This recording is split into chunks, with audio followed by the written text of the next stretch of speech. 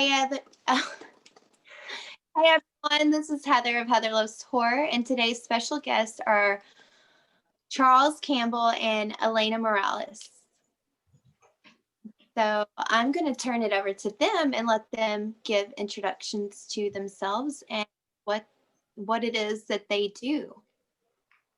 Okay. So I'm leading, I guess. We'll start with me. I'm Alayna Morales. Hi, nice to meet all of you fine folks. Also known as at JukeboxBaby78 on Instagram. I am a little small special effects makeup artist. I work at Nightmares Gate Haunted House outside of my real job. I started doing special effects makeup when I was about 19, I want to say. I started out because I was always a sketch artist. I did graffiti, stuff like that. And I thought, if I can do that on paper and on canvas, maybe I can try it out on my face. And I think the first thing I ever did was a clown. And a lot of people don't know, I was actually petrified of clowns, much less Ronald McDonald. And what I did was like this really weird, and it's so terrible and cringy now that I look at it now. And I used to use like those weird Spirit Halloween grease paints and stuff and clog all of my pores, but that's kind of how I started out. And, the more people who told me, it's not going to be a full-time job, you're not going to, do anything really long-term with it, I kind of flipped it and just kept going, and the more people tell you, you just got to keep going. You got to keep your mind on the prize. And, and honestly, Days of the Dead was really where I got discovered at. I had someone run up to me.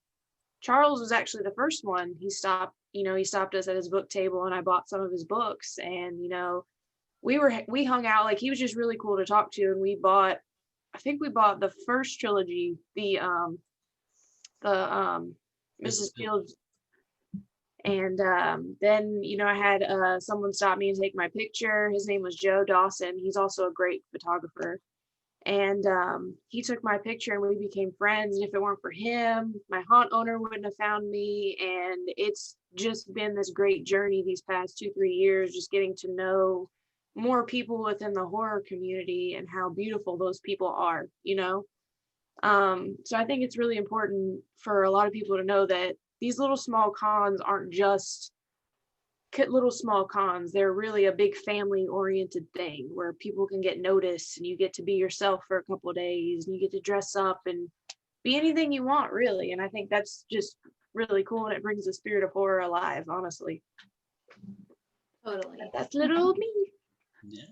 And to echo her sentiment, Days of the Dead has been fantastic for me. And I do festivals and other conventions, but Days of the Dead in Atlanta, and I've been to the one in Charlotte. That's been fantastic for me. I've gained a lot of friends at those conventions, good friends and followers and people that with every release they pick up whatever I release, and it really puts a smile on my face. And like she said, it's more like a family. Once you get to know these people, they're your friends and they're there for you, and you can call them, you can talk to them. You can hang out with them. It's pretty awesome. As far as I'm concerned, I started writing way back when I was a kid. I wrote my first novel in high school, and it was called The Burning Light. And it was set in Bakersfield, California. And I have the manuscript somewhere. Maybe one day I'll find it. But that was my first book.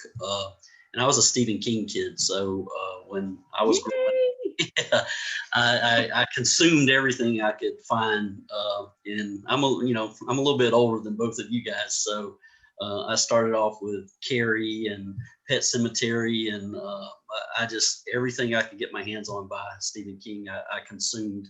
I sprinkled a little Kuntz in there because my mom loved reading Dean Kuntz, and he's got some good stuff, but I always went back to my guy. So I've read pretty much everything he's written. There's a few things that I didn't like as much, but he's more than just a horror author, as you guys probably know. He's a great storyteller. So that's what I try to do when I'm writing books, is I try to tell a good story that's going to make you keep turning the pages and get to the end. All my endings aren't happy, but my goal is for you not to set the book down for you not to put it away and come back to it 2 months later. My goal is for you to keep reading it until you're done. You go like, wow. So that's what I try to do. But it's been a great joy meeting people like Alayna. She's a fantastic talent, and I can't sing her praises enough. You've seen the videos that she's posted on my behalf for the upcoming short story release that's coming out in the end of February, early March, and I'm blown away every time she sends that stuff. It's just crazy talent, something I could never do. So I really appreciate that. She's amazing. With that being said, if you'd like, I can go into detail about some of the books that I have, if you're okay with that. Yes, please. All right, well, I'll go ahead and get started real quick. And Alayna's heard this spiel before at Days of the Dead, so I'll go through it as expeditiously as I can. But like I said, my first book that really was a release was Mrs. Fields' Journal, and it's set in Millen, Georgia in the 1980s. And what's different about it is I tell you on the cover who the killer is. She did it. There's the blood spatter. There's Billy's name in the journal. But what you don't know is the motivation of why she did what she did. Like I said, it is set mostly in the 1980s, and it centers around two characters, Reggie and Tanya. And towards the end, it does jump to 2012. And like I said, I wrote this story to be wrapped up in one tight little bow. Never expected to write a sequel. Over the last few years, people have really asked me over and over and over again to write a sequel. And like I told you, I broke down in 2018, I wrote a sequel, and it's called The Locket. And this character on the front of the book is a demon, and his name is Mazus. And he plays a heavy role in Mrs. Fields' Journal, obviously. So I got about 77,000 words into this thing, no end in sight. So I cut it on a cliffhanger, and everybody was like, oh, wow, why'd you do that? Well, because I had to keep writing, and the end result was Mazus. So it turned into a trilogy. And one thing I do want to point out, especially with these two covers, is I try to use friends in, just like Alayna, I try to use friends and graphic artists and people that I know. And this is actually done by an artist. These covers were done by an artist named Curvin. And I met him at a book signing locally at 2nd and Charles. And he came in, bought a couple of books. And I found out he was an artist. He left me his card. So I reached out to him. He was stationed in Japan, and he came up with these cool covers for me. So big shout out to Curvin. Not only did he do that for me, I gave him a villain role in Chasing the White Rabbit. So I used Curvin's name in that book, and he was excited about it. So that's the Mrs. Fields' Journal trilogy. You got any questions about that? No, it's really cool, and it sounds exciting. I think the first two books of that series I read, I was homesick from work, and it was right after I actually had con crud.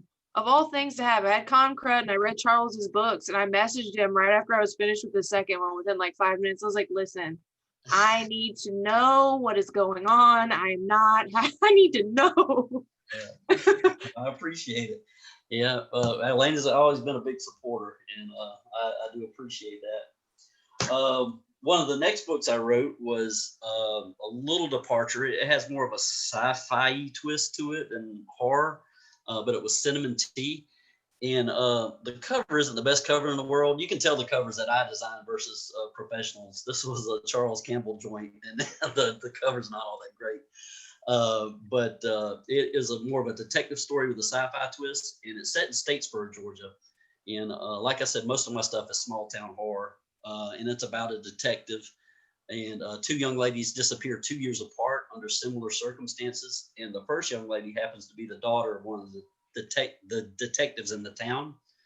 And after 2 years, the case grows cold, and his wife is kind of nudging him, saying, hey, why can't you find her girl? That kind of stuff. And the second young lady disappears under the same circumstances. And he's like, oh, here's my shot to, find our girl. And so it kind of spins off from there. But it has a sci-fi element, and the villainous character in this book is real heavy into sci-fi stuff. So it gets a little crazy. But my mom actually loved this book more than any of the rest for some reason. The only collection of short stories that I have out so far, which will change very soon, is Behind the Creaking Door, Tales from the Dark. And you may think this handsome young guy on the front of this book is me, but it's not. It's actually a friend of mine. His name is Trey Keenan. He's a graphic designer. And I saw this picture on Facebook one day, and I messaged him immediately and said, "Hey, Trey, that is a creepy ass picture." I said, "Can I use it for a cover?" And he said, "Well, I'll do you one better. I'll design the cover for you." So Trey designed this cover for me, and it's a really creepy picture. I like it a lot. And to keep it to keep it super simple, there's 6 stories in here, and let me see if I can remember it from my spiel. There's a ghost story, there's a vampire story, there's a voodoo priestess story, there's an alien story, there's a monster story, and did I say ghost story? I think I said ghost story, but there's 6 different stories in this book, distinctly different. They're not tied together in any way.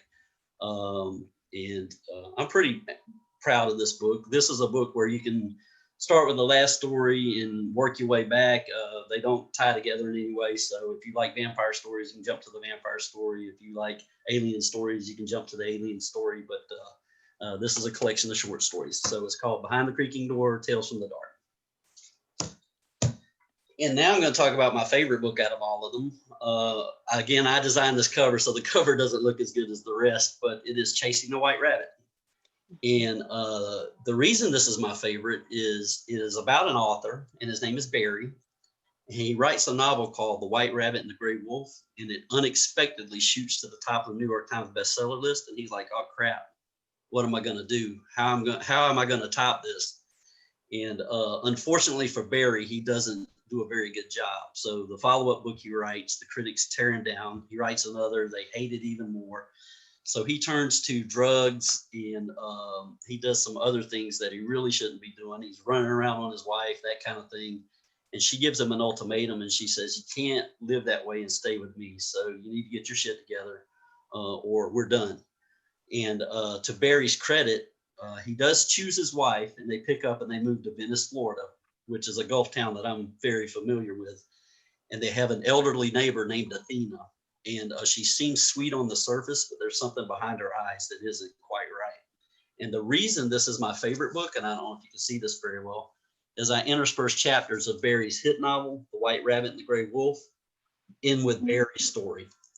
So you're reading 2 stories concurrently, and then I kind of tie them together at the end. And Alayna, I don't know if you've read this one or not. I read that one, and it is a beautiful, oh my God. I think the cover is very, you see like sunshine roses, you're like, oh, this is going to be kind of, no, it is, the ending is beautiful. It's amazing. I still really want to create a look for that book, even though you've already had it out.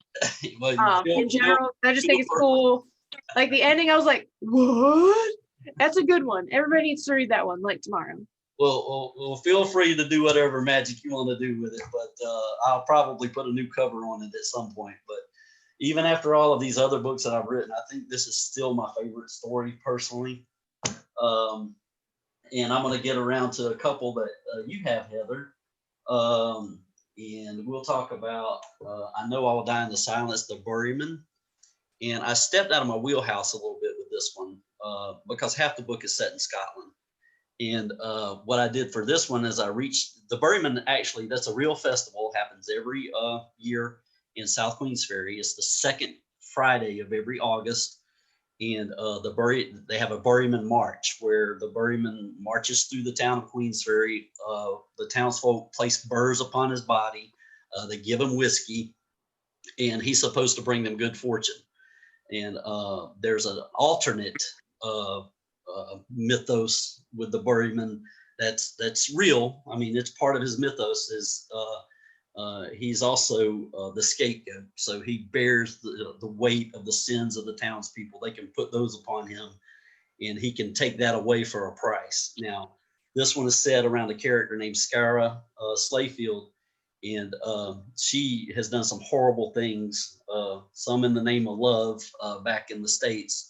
And she keeps this planned trip to Scotland to kind of clear her head and maybe escape the silence. So the silence is something that's creeping in around her. And I know did you finish this one, Heather? I think you finished this one. Yes, yeah. both. Very briefly. Okay, Very cool. good. So you kind of get the gist of the story, but I really stepped out of my wheelhouse on this one. I actually contacted the Buryman Festival, and I spoke to the wife of the current Buryman, and she gave me the information that I needed for the facts in the book. So you get a little history lesson about the Buryman as you're reading about Scarra's crazy adventure. And I'm pretty happy about this one. I actually entered this one into a book contest at American Book Fest. And surprisingly to me, it made it as a finalist. So I was pretty happy about that. So I got to put these You cool deserved stickers. that one. That was one of my favorites. So that was cool.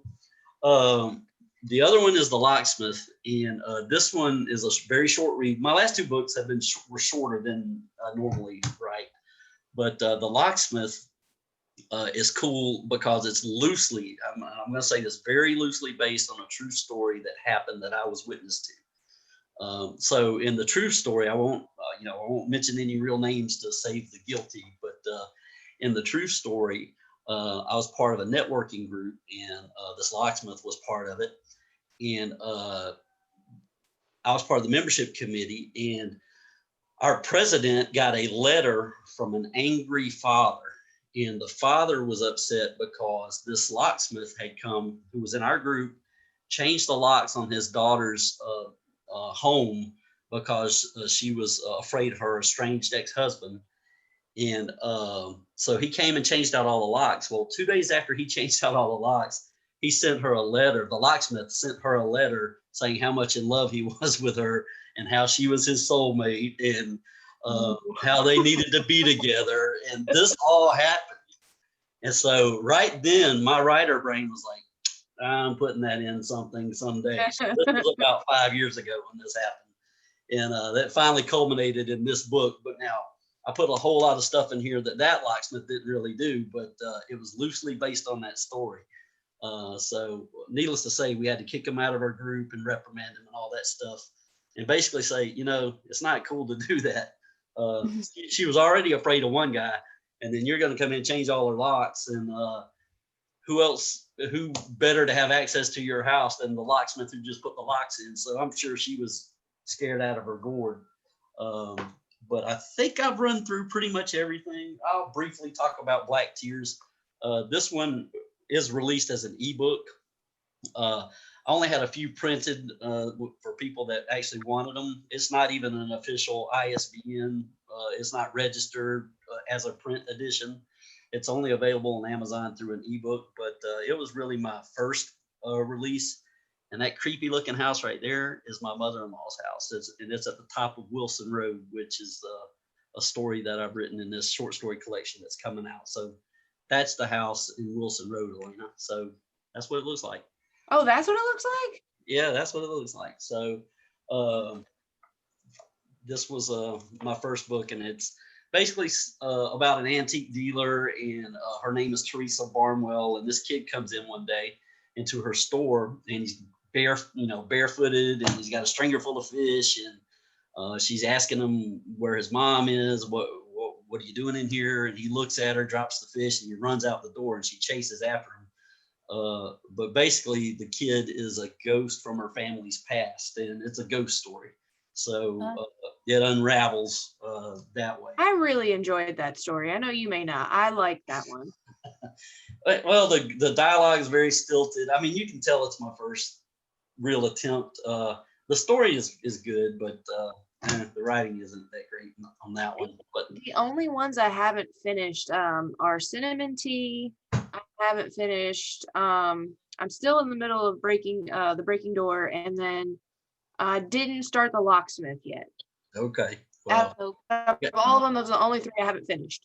Well, you got some catching up to do, but that's basically my book story. And I'm going to echo what Alayna said. I do have a love for horror. When I was a kid, my stepmom used to take us to the video stores where we rent the VHS tapes, and then I would see every cheesy 80s horror movie you could find. I ate them like candy, like The Evil Dead, the first Raimi movie scared the crap out of me when I was like 11 years old. And it just grew from there. So, you know, every Friday the 13th, I could get my hands on Halloween, all of those movies that you got behind you. I actually have an Evil Dead in the hall and a House on Haunted Hill in the hall. So those I ran out of room. There you go. But, horror movies have influenced me greatly. Stephen King has been my biggest influence, I would say, as far as writing goes. But I just love horror movies. I watch them just about every weekend. I find what I can find on Netflix, or I pull out DVDs and then watch those, and I'll rewatch movies, and I've got my top 5 favorites. And I even like some crappy horror movies. Sometime I'll pop in some that I know aren't that great, but I'll watch them anyway. But it's just fun. It's fun for me. But I'll shut up for a second and let Alayna talk a little bit about. I think like Stephen King is probably everybody's number one because he's so odd. And my whole top shelf of my bookshelf is just Stephen King. And the only one I'm not a big fan of, I think that he's written, is probably Thinner. I think the storyline's a little much, but at the same time, he's just brilliant. His mind is brilliant, and his son Joe Hill, I don't know if you've read any of his, he's also super creative. But I think in the horror world, if I'm going to be reincarnated as somebody, I'm going to be the kid from Monster Squad who has the Stephen King rules shirt. Like, that's just going to be me until the end of time. Yeah.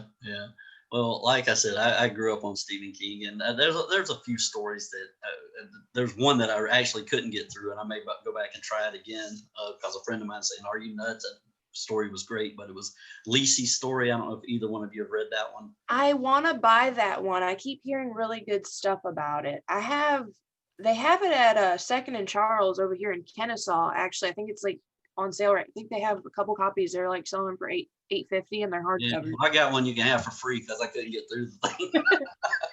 He said, I think that one is one of his least favorite ones he's written himself on a lot of interviews he's done. Yeah. That and Rose Matter.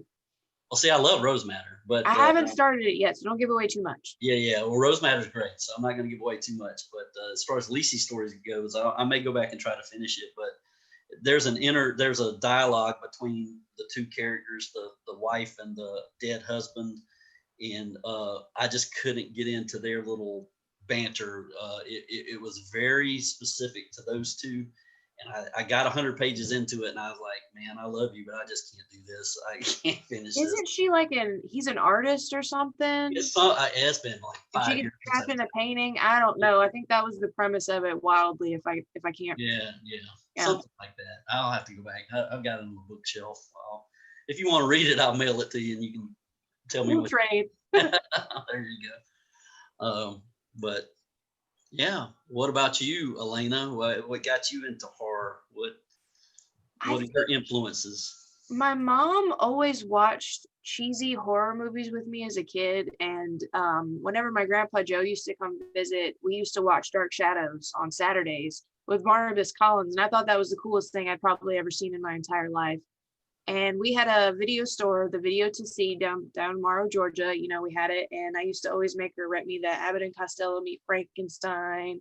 All of those, like the classic monster movies, were really where I got my like love. And my whole actual bedroom is full. It's just the actual Universal monsters. I just a huge fan. They're just beautiful characters, and Boris Karloff is an absolute genius. But yeah, the cheesy 80s horror movies, they're so overly done and perfect in every way. I think probably Jason's my favorite. Obviously, I have a tattoo of Jason. But yeah, no, Jason always will come back, and he can walk as slow as humanly possible, and he still will kill you, and it's amazing every time. You know it's coming, and it's still amazing. But yeah, that was really what got me into it. And then the more I got into the horror crowd, I kind of looked at more of the 70s horror movies that were just, what is going on?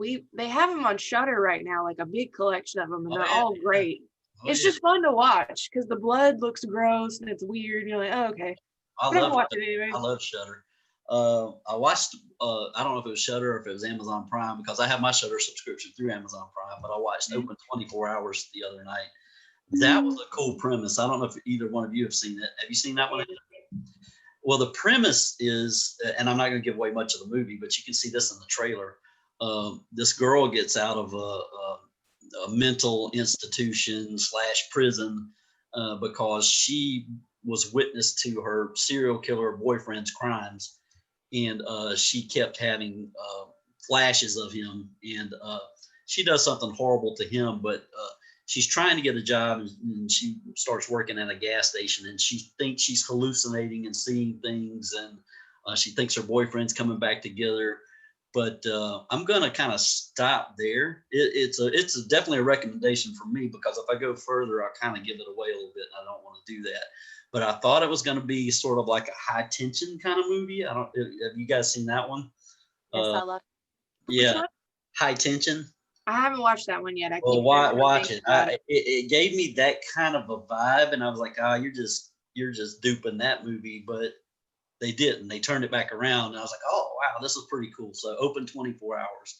It's either on Amazon Prime or Shudder, but I love Shudder just for all the Have old. either of you watched that new one, The Mortuary? Yeah, the Mortuary Collection. That was nuts. I was like, dude, that's awesome. Yeah. Have you seen that one, Heather? The Mortuary Collection. It's on my list. I've got so many, and I want to put the one you mentioned on my list. Yeah, that was. I'm ready to just sit down and have a night where I can either pop in a VHS tape or just watch something on the TV. And I haven't had one of those in a while, so I think I might do that later. Well, yeah, it seems like you've been super busy lately, and Alayna and I both appreciate you taking time to do this with us, because I've seen you on Instagram for a while now, and I started following you, and I see your posts, and I was like, this girl's got it going on as far as the horror goes. So I'm really glad you had us on. So I appreciate that. Thank you. Thank you. Yes, like I think we all can appreciate how busy this past year and a half has been. And I work in healthcare, so I just am like, I'm a shadow of my normal self. I'm just like, I'm here. Hi. But yeah, I totally get it. This year has been completely busy, so no worries on that front at all. Yeah. Well, I'm so happy that y'all both wanted to do it. Like, I just am so excited to have y'all on. So thank y'all. Well, I do want to mention, I want to give a shout out to Donnie Morrell. He's one of your big fans. And he gave me a cool premise for a book that I'm working on now that'll come out later this summer, called The Midnight Rider. And I told him I was going to bring it up on this thing. So I'm sure he'll do this when he hears his name. But thanks, Donnie. But I'm excited about it. It's a detective story, really, is what it is. But it's going to have a lot of horror in it because I can't help myself. But he basically set up the prologue for me, and he said, I had this idea and I want to kind of do this, but I really can't write. And I looked at it and I said, you know what? I'll write it and I'll send it by you, and you can tell me if you like it or not. I said, I have thick skin. People have told me my stuff is, sucked before. I'm fine. And he's like, okay, cool. So he'll write the forward. He'll do all that stuff. So he'll be a participant. But Donnie Morrell gave me the idea for The Midnight Rider, and that'll be coming out later this summer. So I'm excited about it too. That's so exciting, y'all. I'm definitely gonna have to order that one. Yeah. Well, in the short story collection that's coming out in March, Alayna's got some super cool looks, of which you've seen a lot of them.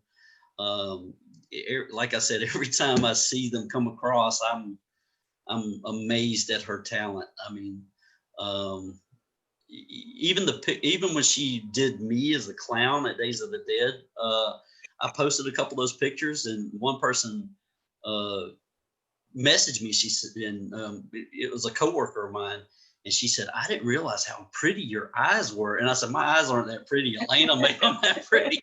Because I was like, damn, those eyes do look good. Those aren't my eyes, but she does some amazing work. So from the makeup, and then the way, I don't know how you take your pictures, but they just look really, really clean and glossy and cool. I just love them.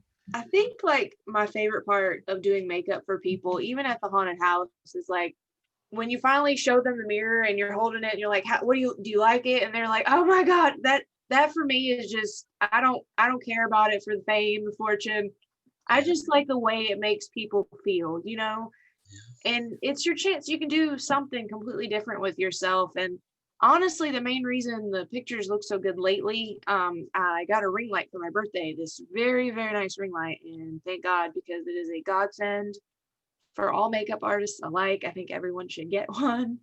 But no, it's just so much fun and it's so different and it's almost just a challenge every time you do something. And I never want to keep, I think, I don't know if I ever want to keep doing the same thing. Like I always want to just do something different with it each time. Yeah. Like if you saw what Snake I did 3 years ago and what I did for the book, I'm just like, wow, this is nuts. Yeah. And I think in life you should always feel like you have something to learn. I don't think anybody should feel like, you know, you're done learning something with a skill or with books or, you know, anything in general. I think there's always, you know, room to grow and stuff. And like Charles said, when people tell you things like your stuff doesn't look good, it's, I honestly appreciate those opinions because it's something I'm like, okay, I just have to work harder to get better to where that's at, you know? Yeah. But I think that's just the highest form of just coolness, like how it makes people feel. And this book for me has been an honor and a privilege. And it's so weird to say that I'm going to be on a book. Like the more I say it, I'm like, wow, I'm going to be on a book. And I've told somebody about it and they're not understanding what I'm saying. And I was like, as soon as it comes out, Yeah. it's There me. you go. There you go. It's That's nuts. awesome. It's bananas. Well, you know, as a writer, I get a lot of satisfaction out of that. You know, you've been a great supporter, and Heather, I appreciate you reading the books I sent you. So, you know, hopefully you'll enjoy more in the future. But one thing about being a writer is you have to be able to take criticism. And I've told friends that want to be writers and have tried to write, and they start crying when they get a negative review. I'm like, you're gonna get them. You're gonna get them. Not everyone's gonna dig your stuff, and it's okay. I mean, just Right. smile and move on. I mean, Mrs. Field's journal, my favorite review that I got for this thing is a 1-star review where the lady wrote, I was really enjoying this book until I got 3/4 of the way into it and realized it was about devils. I read that one. That is the best review. I remember that one.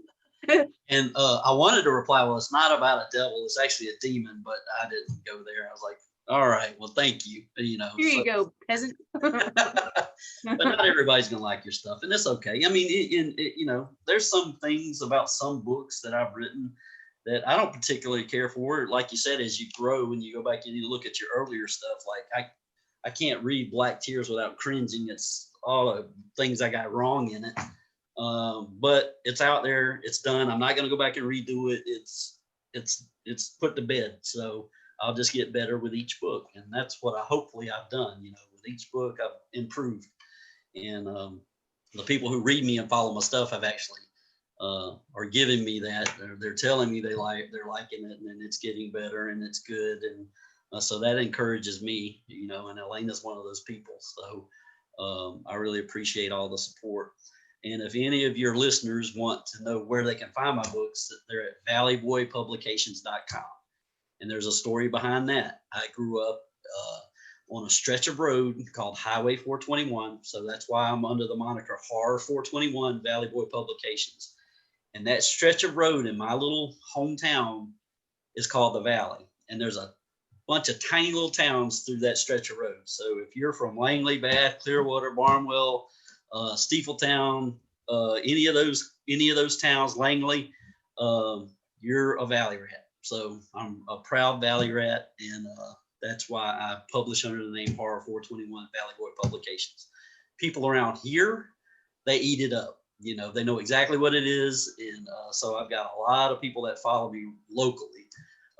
But Heather, I appreciate you having us on to maybe branch out so more people can learn about us. So thank you so much again.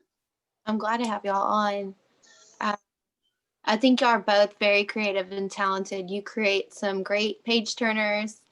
And Alayna just is perfection with her work. Like I wish I'd had talent. You're welcome. Yeah, Alayna she's very special. So again, and ever since I've been following you, I see, how much you love horror and how much you're into it. And, I think you're great too. I mean, you're doing something great for everyone in the horror industry. So, I appreciate the things that you're doing. And I know you're managing a busy life too. And, it can get tough sometimes. Like you said, maybe sometimes you bite off a little more than you can chew, but you still chew it and you make it work. So great job. What are sleep? What is this? It's a non-existent thing. Mhm. Who needs it?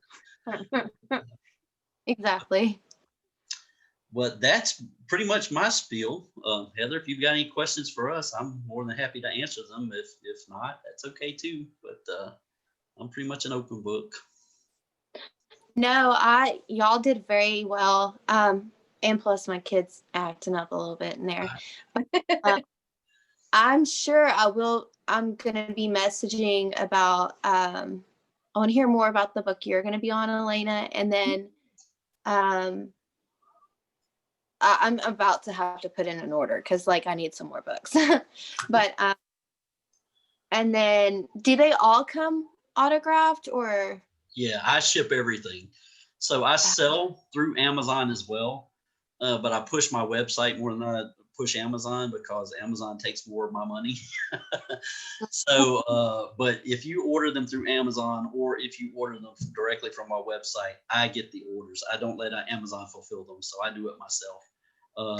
So if you go to valleyboypublications.com, click on the bookstore tab, you'll find my books. But I've got a direct connection to you, so I can just send you a PayPal request or something. It's fine. You can buy directly from me, and I'll sign every one of them.